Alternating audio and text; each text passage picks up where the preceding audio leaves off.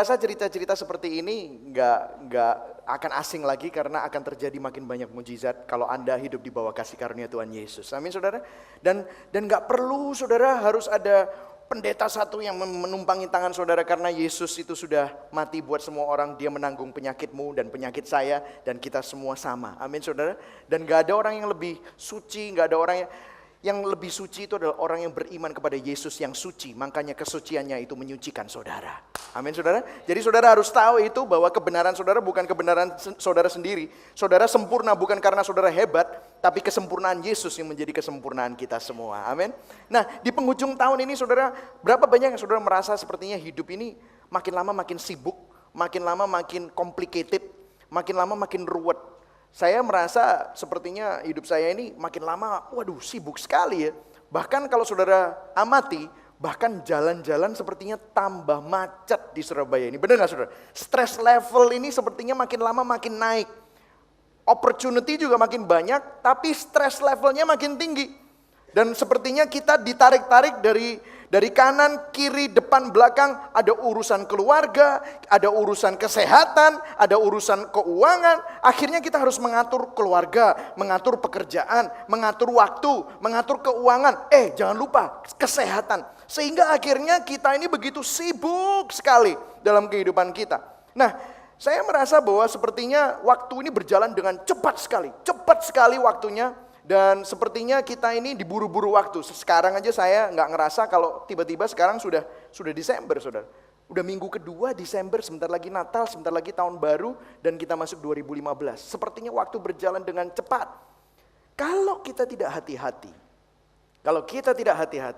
kadang-kadang kita bisa tersedot dengan segala kesibukan kita dan kita lupa kenapa kita hidup.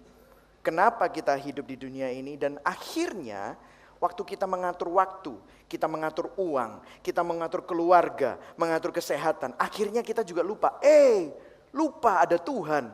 Kita akhirnya mengatur Tuhan. Akhirnya Tuhan hanya menjadi sebuah aksesoris dalam kehidupan kita yang sibuk ini.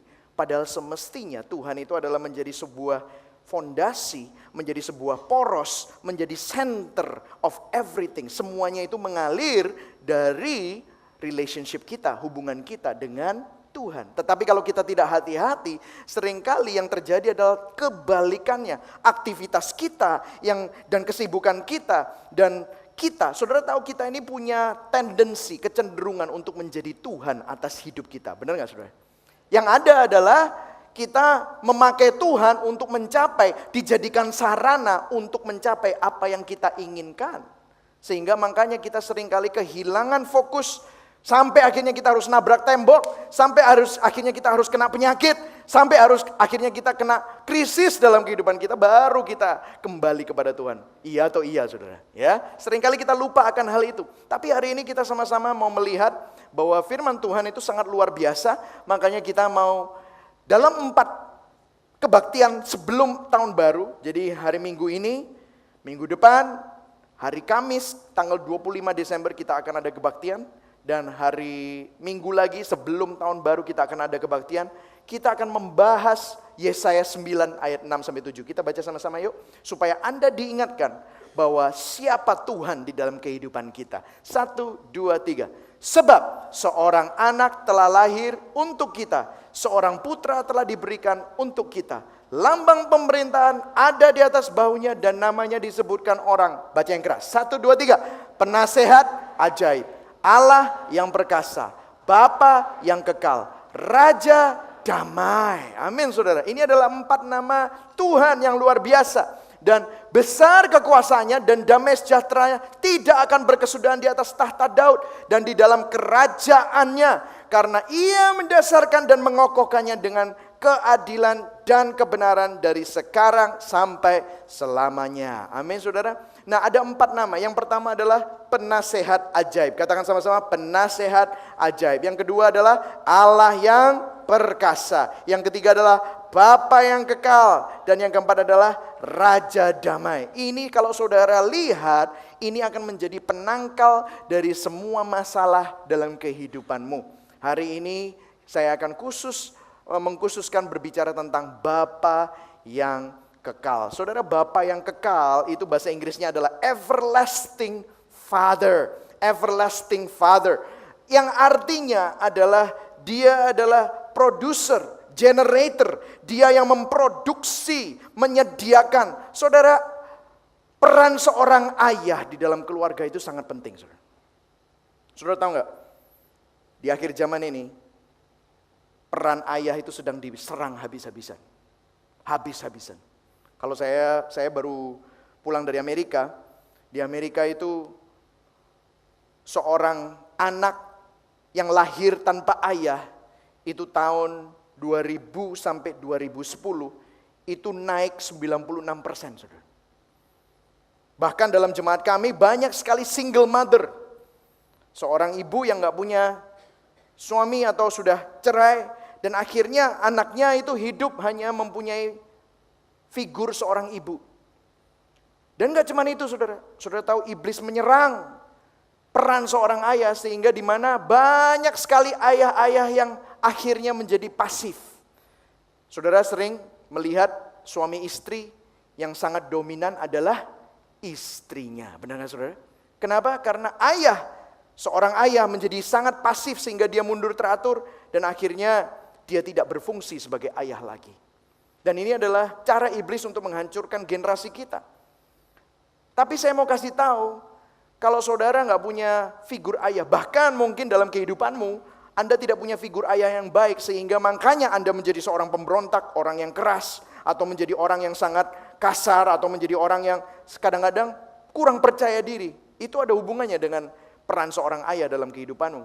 Tapi saya mau kasih tahu, jangan menyalahkan ayah saudara, atau menyalahkan keadaan saudara, karena hari ini ada Bapa dari segala bapa yang bisa menjadi bapa buat saudara.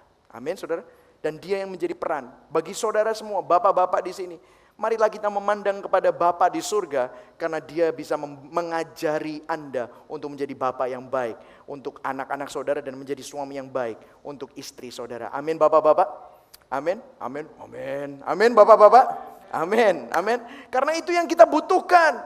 Seringkali dalam kehidupan kita nggak sadar kita menjadi ayah yang tidak seperti firman Tuhan. Tapi hari ini saya mau mengajak kepada kita semua bahwa Yesaya menunjukkan bahwa nama dari Yesus, nama dari Yesus di surga itu adalah Bapa yang kekal. Karena Yesus dan Bapa di surga adalah satu. Aku dan Bapakku satu. Begitu ya, saudara. Nah, makanya kalau saudara tahu, Bapa itu adalah seseorang yang suka menginisiatif. Dia yang berinisiatif. Kalau saudara punya seorang suami dan saudara pasif, artinya saudara tidak seperti seorang bapak di surga. Bapak di surga itu punya inisiatif. Katakan sama-sama, punya inisiatif. Amin, saudara. Berinisiatif. Lihat ini, saudara, di Yohanes 3 ayat 16. Luar biasa. Di Yohanes 3 ayat 16 dikatakan bahwa ini saya mempunyai sebuah versi dari BIMK, bukan terjemahan baru seperti di Alkitab saudara. Saya suka ini. Kita baca sama-sama ya. 1, 2, 3. Karena Allah begitu mengasihi manusia di dunia ini sehingga ia memberikan anaknya yang tunggal supaya setiap orang yang percaya kepadanya tidak binasa melainkan mendapat hidup sejati dan kekal. Karena Allah, katakan sama-sama karena Allah. Katakan sama-sama karena Allah. Artinya apa, saudara? Allah yang duluan, bukan kita, saudara. The first point that we need to understand, yang pertama yang harus kita mengerti bahwa Tuhan yang punya inisiatif. Amin, saudara. Bukan kita. Tuhan yang lebih dulu. Bukan kita yang mulai. Tuhan yang mengasihi saudara dan saya. Bukan kita yang mengasihi Tuhan. Amin. Ada sebuah lagu yang bilang, I found Jesus. I found Jesus. Saya mau kasih tahu, you don't find Jesus. You didn't find Jesus. I found Jesus maksudnya aku menemukan Yesus. Aku kebetulan ketemu sama Yesus. Gak ada yang kebetulan di dalam kamusnya Tuhan. Ada amin? Tuhan yang berinisiatif. Dia yang melakukan. Bukan kamu yang menemukan Yesus, tapi Yesus yang menemukan saudara. Amin? Dia yang memilih saudara. Makanya firman Tuhan berkata, bukan kamu yang memilih aku, tapi aku yang memilih kamu. Tuhan yang lebih dulu. Itu adalah inisiatif Tuhan. Kalau Anda ada di sini, bersyukurlah. Artinya Tuhan memanggil saudara. Artinya Tuhan berinisiatif untuk menggerakkan hati saudara supaya saudara punya kerinduan untuk datang ke gereja. Itu luar biasa, saudara. Makanya seringkali saya sedih kalau saya mendengar khotbah Yohanes 3:16 kedengarannya beda. Isi khotbahnya seakan-akan kamu harus mengasihi Tuhan dulu. Kamu harus bertobat dulu. Kamu harus begini dulu, harus begitu dulu supaya Tuhan turun dan supaya kamu diberikan pertobatan oleh Tuhan. Supaya kamu bisa diterima oleh Tuhan dan mendapatkan perkenanan dari Tuhan. Saudara, saya mau kasih tahu itu kebalik, saudara. Kebaliknya apa? Karena Allah. Katakan sama-sama, karena Allah. Bahasa Inggrisnya, for God so loved the world that He gave. Dia yang lebih dulu. Makanya dia memberikan anaknya yang tunggal. Dia memberi supaya kita yang tidak punya apa-apa mendapatkan sesuatu dari Tuhan. Itu sesuatu yang luar biasa. Amin, saudara. Nah, gak cuma hanya itu, saudara. Tentang inisiatif Tuhan, saya beberapa hari yang lalu, saya merenungkan ayat ini, saudara. Sebab semua orang yang dipilihnya dari semula, mereka juga ditentukannya dari semula untuk menjadi serupa dengan gambaran anaknya. Supaya ia, Yesus, anaknya itu menjadi yang sulung di antara banyak saudara. Nah, saudara baca yang merah ya. Yang merah baca, 1, 2, 3. Dan mereka yang ditentukannya dari semula, mereka itu juga dipanggilnya. Saudara, Allah berinisiatif. Gak cuma hanya berinisiatif untuk memberkati saudara, gak cuma hanya berinisiatif untuk membuat saudara sehat atau memberikan anugerah kepada saudara, tapi dia juga apa, saudara? Mereka yang ditentukannya dari semula, artinya dari semula itu adalah sebelum dunia dijadikan, Allah sudah mengenal namamu, Allah sudah mengenal saudara Budi, Allah sudah mengenal saudara Tony, Allah sudah mengenal semua saudara, namanya sudah tahu. Hari-hari yang belum terjadi sudah tahu. Dan kemudian dikatakan mereka itu juga apa, saudara? Dipanggilnya. Katakan sama-sama, saya dipanggil. Saudara, saya dipanggil, saudara. Saudara enggak cuman hanya, saudara banyak orang salah kaprah. Aku memutuskan untuk memilih Yesus. No. Saudara tahu, saudara enggak bisa milih Yesus kalau bukan tanpa Roh Kudus yang membantu saudara. Dan Roh Kudus itu yang membuat saudara terpanggil. Saudara, saya mau kasih cerita ya. Bukan cerita lah, ini kesaksian saya. Saya beberapa hari yang lalu sampai saya di kantor saya sampai nangis, saudara. Karena saya ingatkan mama lagi di rumah sakit. Terus kebetulan gak tahu saya lagi melo kali ya. Terus waktu di rumah sakit saya ngeliat mama, dia lagi senyum gitu. Mama ini mukanya persis loh, dulu kayak aku tuh masih SMP, masih SD gitu. Saya mulai melihat muka yang seperti itu lagi gitu. Mengasihi saya itu dengan saya lihat mukanya itu. Waduh, mama ini jadi awet muda lagi kok, sepertinya seger, seperti masa sih? Masa kan gitu kan. Mama kan senang kalau digituin ini. Masa sih gitu kan. Ya, tapi saya benar, terus saya ke kantor gitu, saudara. Saya kebetulan baca ayat ini, saya merenungkan bagaimana saya dipanggil. Saudara, saya mau cerita sedikit. Saudara, mungkin saudara nggak tahu ceritanya. Saya ini dibesarkan dalam keluarga Kristen. Saya agamanya selalu 9. Karena saya tahu Abraham umurnya berapa waktu punya anak, dia di mana, namanya apa, Gunung Muria. Wah, udahlah, tahulah saya, semuanya tahu. Dulu sekolah minggu di GKI, saudara, GKI Dipo. Waduh, saya bikin guru sekolah minggu nangis gitu, saudara ya. Bikin semua guru nangis, guru piano nangis, guru les nangis, semuanya nangis gitu. Mama juga nangis gitu ya, saudara. Semuanya nangis, pokoknya ini anak, aduh, parah. Udah pokoknya bikin orang bohwat gitu, saudara ya. Itu saya gitu, saudara ya. Aduh, semuanya parah. PMP 9, agama 9, bayangkan moral 9, agama 9, tapi kelakuannya seperti setan, saudara. Ibu saya dipanggil oleh kepala sekolah sering sekali dari SD, SMP, SMA, SDWR Supratman, Petra, SMP Mungu, Petra juga, SMA Manyar, itu Petra Manyar, Itu sudah kenal semuanya sama mama saya. Kalau sampai saya harus diskors, diginiin, aduh pokoknya begitu sudah. Dan saya kalau misalnya dengerin khotbah, setiap minggu pasti ada di gereja. Dan gak hanya di gereja, Selasa ada persekutuan wanita di rumah. Habis itu persekutuan pembantu hari Kamis. Saya masih ingat saudara. Kalau saya pulang sekolah, iki opo maneh rere gitu. Saya gitu, saya dengerin. Habis ini pendetanya pasti ke sini. Habis ini pasti ayatnya dikeluarin di Filipi mana. Alah, habis ini saya udah tahu, hafal khotbah keluar masuk saya udah tahu. Habis ini pasti dia minta duit. Ya, tahu. Saya paling benci saudara. Saudara tahu waktu itu kita punya rumah di Bintoro, itu tempat prakteknya Papa. Papa itu dulu sempat kita kena tipu sama salah satu saudara sehingga sempat sampai hartanya habis gitu. Akhirnya Papa naik sebuah Corolla yang cukup tua gitu. Tapi dia semangat pelayanan, Papa sama Mama luar biasa pelayanannya. Dan dia naik Corolla tua, dia memberikan rumahnya di Bintoro itu untuk menjadi sekretariat MDC yang sekarang menjadi gereja GKPB. Waktu itu almarhum Yeremia Rim waktu itu menjadi sahabat Papa Mama. Dan Yeremia Rim saudara tahu waktu itu naik BMW saudara. Dan Papa saya naik Corolla DX butut saudara. Tapi rumahnya Papa saya diberikan untuk menjadi kantor. Saya langsung bilang, ini gak salah tuh. Pendeta naik BMW. Papa saya dokter punya rumah naik Corolla. Loh, kenapa gak duitnya gak kualik tak? Saya benci sekali. Ini pendeta gaya ngomongnya pinter. Papa mamaku dibujui. Wah, saya benci sekali. Tiap kali saya dengar orang khotbah, wah saya benci. Ini apa ini? Dan saya kalau tiap hari disuruh doa di rumah, saya ngitung saudara. 1, 2, 3, 4, 5, 6. Kenapa saudara? Uang saku supaya terus mengalir karena saya anak yang baik. Begitu saudara. Uang saku supaya terus mengalir. Jadi saya hitung 1, 2, 3, 4, 5, 6, 7, 8, 9, 10. Selesai gitu. Terus saya senyum gitu ya.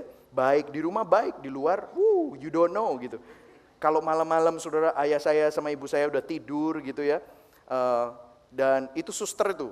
Dia ada, mungkin dia pas lagi pulang gitu ya saudara ya. Saya nggak tahu karena dia yang paling susah untuk dibohongin gitu ya.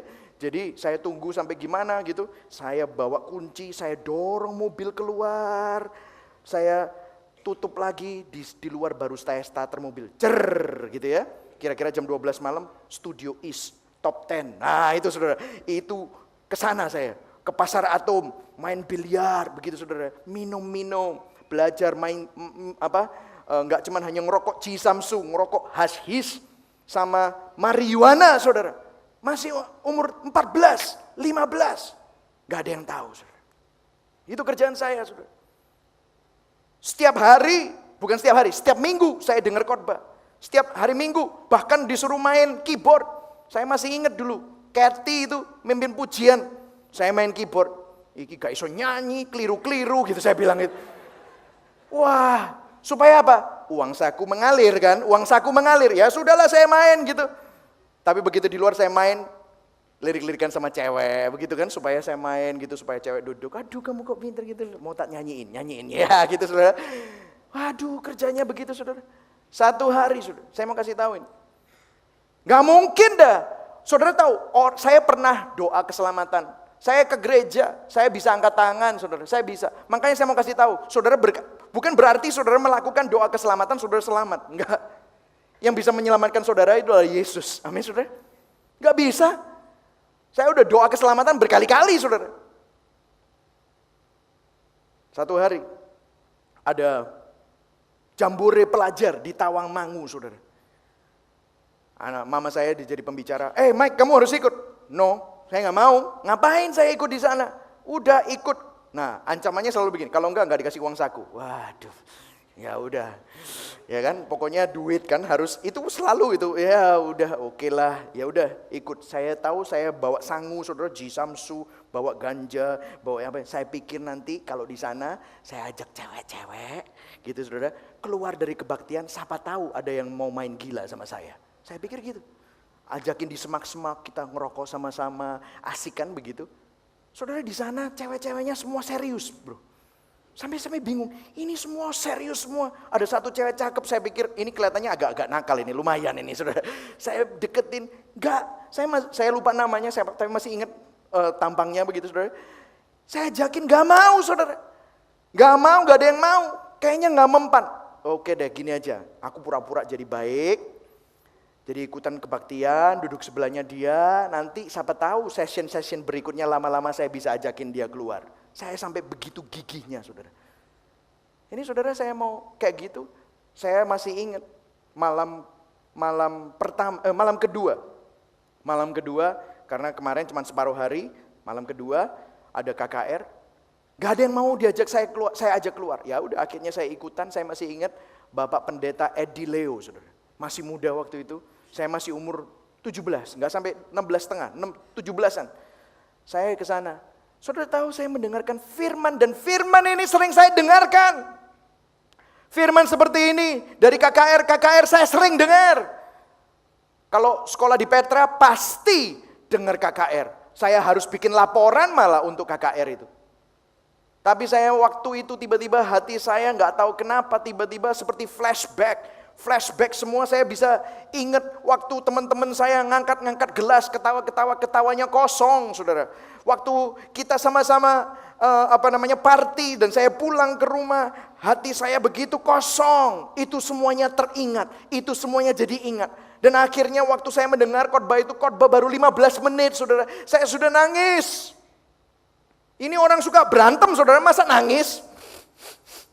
Kan saya bukan nangis berlinang air, tapi sampai seperti itu saudara. Saya nangis, saya sampai malu. Ceweknya semua, loh, ini apa gitu? Cewek-cewek semua kan, waduh, saya duduknya di tengah-tengah cewek-cewek saudara. Wah saya nangis, saya nggak tahu kenapa saya nangis gitu. Ini kenapa ini what's going on, saya berusaha untuk ambil nafas, sambil nafas, gak bisa saudara, saya nangis.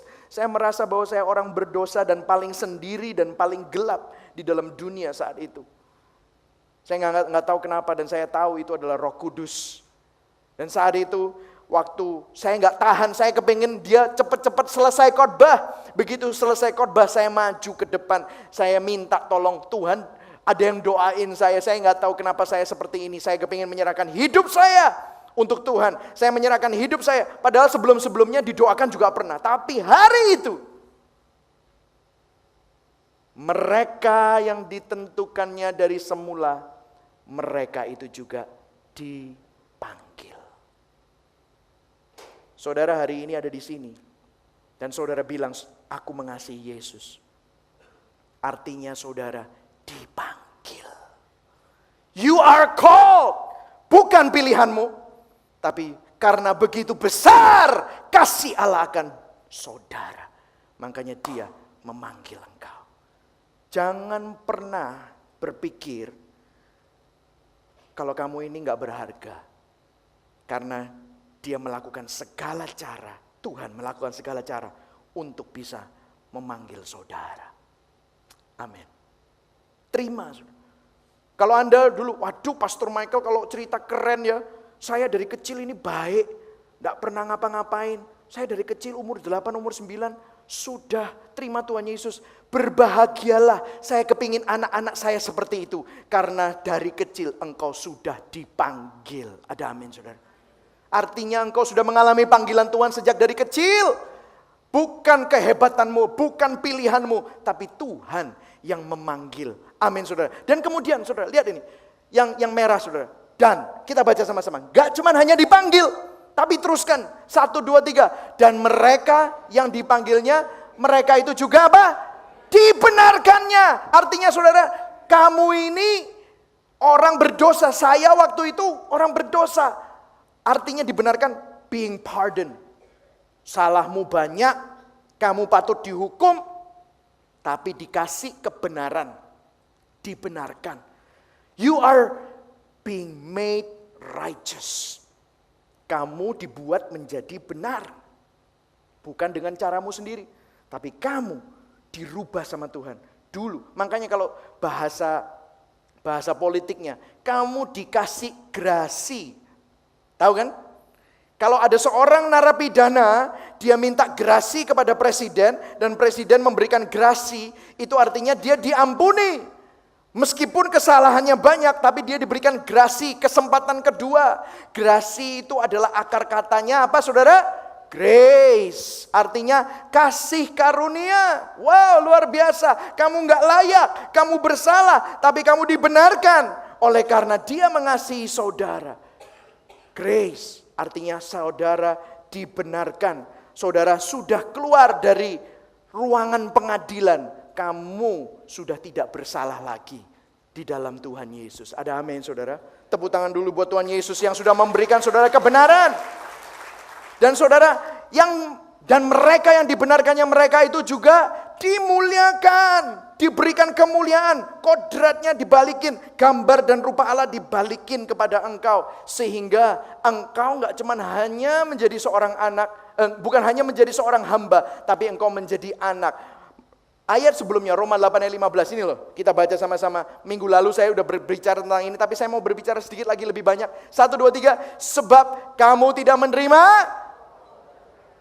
menerima roh apa saudara? Perbudakan. Yang membuat apa? Yang membuat kamu menjadi takut lagi. Kalau laginya dihapus, artinya roh perbudakan itu membuat kamu takut.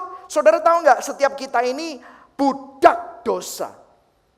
Saudara, budak dosa itu ada 3 akarnya. Kita kan pernah bahas ini ya. Keangkuhan hidup, keinginan mata, dan keinginan daging. To be, to feel, and to have. To be somebody, to feel good, to feel that you are a better person, to feel sex, to feel high, to feel endorphin, supaya merasa happy, or to have, untuk mempunyai. Kalau mobilmu kurang bagus, beli mobil baru. Rumahmu kurang bagus, beli rumah baru. Rumahmu kurang besar, beli rumah besar. Ada orang yang diperbudak oleh hal itu. Sehingga itu yang dia pikir akan membuat dia merasa happy. Membuat dia merasa dipenuhi hidupnya. Budak. Ada orang yang supaya feel good, untuk merasa baik, merasa bagus, dia sangat tergantung sama validasi dari orang lain. Makanya selalu bingung kalau ada orang yang gosipin dia, kalau ada yang ngomong jelek tentang dia. Saudara pernah nonton Real Housewife show? Mampus saudara, saya sampai pusing. Orang kok mikirin orang lain ngomong apa itu loh. Orang kok mikirin aku pakai tas Hermes, Birkins, ini, harus sama. Oh, sana warna ini, saya juga harus punya warna ini. Orang kok ditentukan oleh luxury dan merek yang dia pakai. Itu semua kita diperbudak. Dan coba bayangkan, kalau Anda setelah mengetahui bahwa meskipun Anda berusaha dengan segala sesuatu untuk menjadi orang tersebut, tapi tetap saja gak cukup. Apa yang terjadi? Banyak ketakutan dalam hidupmu. Benar gak saudara? Takut miskin, takut tua, takut kalau gak cantik lagi. Makanya plastik surgery, operasi plastik. Makanya ditambahin ininya, disuntik ini, ditambahin ininya, saudara ditarii segala macam. Kenapa? Takut. Benar atau benar saudara? Diperbudak. Keinginan daging, keinginan mata, keangkuhan hidup. Takut miskin. Makanya dia berbuat segala cara. Selalu mau lagi. Tamak saudara, tamak. Selalu kekurangan. Padahal wakeh, wes punya wakeh. Tapi selalu kekurangan. Akhirnya kita diperbudak. Katakan kepada kanan kirimu, hati-hati loh, kamu jangan sampai diperbudak. Amin. Diperbudak. Dan saudara, sekali lagi saudara, saya mau nanya saudara, berapa banyak dari kita ya? Berapa banyak dari kita? Jujur. Masih kadang-kadang jatuh dalam hal ini. Saya jatuh dalam hal ini. Amin. Kita semua jatuh. Saudara bisa mantu-mantu kalau saudara pernah jatuh dalam hal ini. Tapi saya mau kasih tahu nih. Kalau Anda di dalam Yesus, good news. Sebab kamu apa saudara? Tidak menerima roh perbudakan yang membuat kamu menjadi takut lagi. Tetapi, nah ini saudara baca keras-keras. Yang keras ya, 1, 2, 3. Tetapi kamu telah menerima roh yang menjadikan kamu anak Allah. Bapa. Dan oleh roh itu kita berseru, ya Aba, ya Bapa. Come on. Berikan kemuliaan buat Tuhan kita. Amin. Kamu bukan budak. Meskipun kita masih jatuh. Hehehe. Tapi satu hal yang saya mau kasih tahu. Kamu ini bukan budak. Tetapi kamu ini anak Allah. Anak Allah, saudara. Tidak ada satupun yang bisa mengubah kebenaran itu bahwa Anda anak Allah. Siapa bilang kalau Anda di dalam Yesus mungkin masih tergoda, mungkin masih jatuh, tapi rohnya sudah berubah. Rohnya sudah roh anak. Kalau dulu roh budak, itu rohnya Adam. Tapi sekarang di dalam Yesus rohnya Adam diganti dengan roh anak, saudara. Saudara, saya nemu gambar ini, saudara. Kemarin saya ngomong sama istri saya sampai beraba, saudara. Saya jadi orang cengeng terakhir-terakhir. Nggak tahu kenapa. Kenapa? Aduh, kangen sama anak-anak saya waktu masih bayi. Jonathan juga. Saya nggak nemu fotonya. Jonathan dulu masih pakai foto yang ceklek gitu loh, saudara, 12 tahun yang lalu. Sekarang ada Instagram. Makanya saya bisa tinggal lihat Instagram, download gitu. Langsung bisa ada. Ini Jane waktu masih umur 2 bulan, saudara. Waktu itu saya megang dia, saya tiba-tiba punya perasaan yang campur baur. Senang, bahagia, sayang sekali. Tapi juga kalau ada yang berani macam-macam sama anakku, gitu saudara. Saya bisa melakukan sesuatu yang kejam, gitu saudara. Aneh ya saudara. Saya rela melakukan apa aja. Ini bayi ya. Waktu lahir, ini ada teman saya yang baru punya anak tuh, di atas tuh, Olivia sama Bobby. Tiap 2 jam bangun, opone gak pusing, saudara. Terus habis itu saya dijejek sama istri, gantian kamu, jeglek. Oh ya wes, oke. Bangun gitu saudara, goyong-goyong gitu ya, bawa bayinya gitu, bayinya di sana. Kalau dulu Jonathan sama Jedediah, saya udah kenyang, saya buka gini seret, baru saya kasih wipe langsung, gitu ya saudara, kena kencing di jidat saya, ini laki ini dasar ini ya, ada pancurannya saudara ya. Kalau Jane enggak ada. Tapi saya rela bangun, saya rela ganti popok, terus sampai bread gitu ya, sampai dengan bokernya, dengan yang lain-lain. Terus waktu saya pulang 2 minggu kemudian saya dapat bill di mail ribuan dolar. Wih, ini anak ini ya sudah ngentekno duit, ngabisno energi, saya sampai capek, saya sampai sakit-sakitan gitu ya, sampai kurang tidur gitu ya. Tapi saudara, saya nggak pernah merasa disusahkan. Bahkan kalau lihat dia, saya langsung mengasihi dia. Saya langsung kepingin gendong, saya bisa kangen sama anak-anak saya. Saya bisa memikirkan dia siang dan malam, dan saya selalu menggendong dia. Dan saya mau kasih tahu ini, apa yang Jane, Jonathan, dan Jedediah lakukan untuk mereka bisa membuat saya mengasihi mereka? Apa yang mereka lakukan untuk saya bisa mengasihi Jane, Jonathan, and Jedediah? Untuk saya terus bisa mengasihi mereka? Apa yang mereka lakukan? 0. Mereka tidak melakukan apa-apa. Tapi mereka hanya menjadi seorang anak-anaknya Michael Chris Dion. Kamu Chris Dion. Kamu anaknya Daddy. No matter what. Mau uang berapa. Mau susahnya gimana. Kamu tetap anakku. Aku tetap mau berkorban untuk kamu. Aku akan melakukan segala hal supaya kamu dicintai, aman, dilindungi, dan dikasih. Ada amin? Bayangkan. Bapamu di surga persis sama kamu. That is how gimana Tuhan mengasihi kita. Saudara, waktu saya lihat ini, Tuhan ngomong dalam hati saya, persis seperti aku sama kamu. Persis. Aku tidak cinta sama kamu waktu kamu jadi pendeta. Enggak. Aku cinta sama kamu meskipun dulu kamu masih ngerokok ganja. Meskipun dulu kamu bikin guru sekolah minggumu nangis. Aku sudah cinta sama kamu. Waktu seperti itu. Waktu kamu nakal. Waktu kamu kurang ajar sama orang tuamu. Waktu kamu memberontak sama orang tua. Waktu kamu mukul temanmu. Waktu saya pernah mukul papa saya, saudara. Waktu kamu pukul papamu. Aku sudah mengasihi kamu. Wah, waktu itu saya broke down. Tuhan, siapa aku? Aku enggak ngelakuin apa-apa. Bukan apa yang kamu lakukan, tetapi apa? Karena kamu ini anak. Kamu ini anak. Katakan kepada dirimu, saya ini anak. Kalau Bapak seperti saya yang enggak sempurna ini, bisa gitu sama anak-anak saya. Apalagi Bapak kita di surga. Yang terakhir, saudara. Dan jika kita adalah anak, maka kita juga adalah ahli waris. Maksudnya orang-orang yang berhak menerima janji-janji Allah. Amin. Katakan pada kanan kirimu, kamu ahli waris. Amin. Banyak orang maunya ini. Tapi let me tell you this. Ini cuma bonus. Ini loh yang lebih.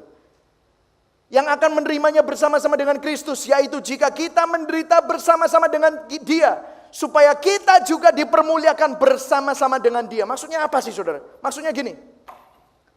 Saudara, dalam kehidupan ini, saudara akan menghadapi banyak penderitaan, masalah. Anda tidak akan bisa lari dari masalah itu. Kalau Anda tidak punya masalah sekarang, saya yakin besok Anda akan punya masalah. Satu hari Anda akan punya masalah. Masalah kita banyak.